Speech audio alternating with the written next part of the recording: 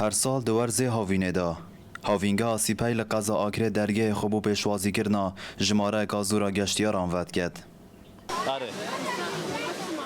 سمیه ایک جوان گشتیارانه که جهولیره هاتیه آکره گلک دلخوشه به جوانیا باجیر و سرش دیوی و به حسل برهمین خماری دیکت که زور تایبتن و قلی و سماق آکره.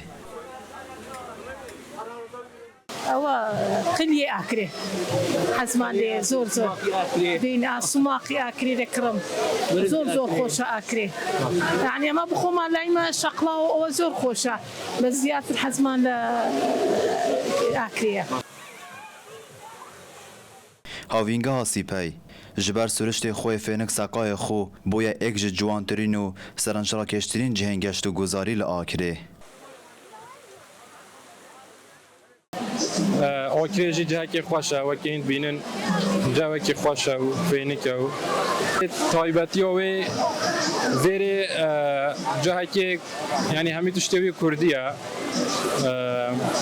یعنی جه که خوشه آووی هیا سروشتەکە مان جوانە ئەمن و ئاسایشمان زۆر باشە دەسای ئەمن و ئاسایشی خەڵکەکەوا بە ئارامی دەژی هاتە ئەو سروشتە جوانەی کوردستان و وەڵی سیپایە بەڕاستی یعنی زۆر خۆشە کورد و عەرەب تێکەرن یعنی ئەو دوولا یعنی وەکو سەیر وەکو خوشک و برا یعنی وەکو وێ خاوەنە سەیریەک دەکەین.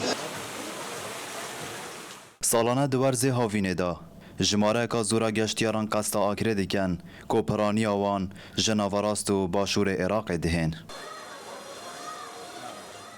گشتاریتین انکما اغلبیت وانید باشور نوراست عراقیه همیت داخلیش تین افریقا روبیه کوپال ببیه و گشتیاره که زود سلیمانی کبلره سردان آکرد کرد. داشت افریقا سیپای حتی داخلی سیپای داخل برای خمالی آکره و خانش تین اغلبی ایپراخ گشتیاره باشور نوراست عراقیت مشهور بید.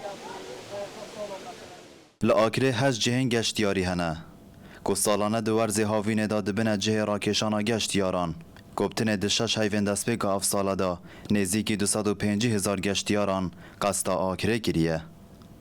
سیدات حبیب، نوچه تیوی، آکره.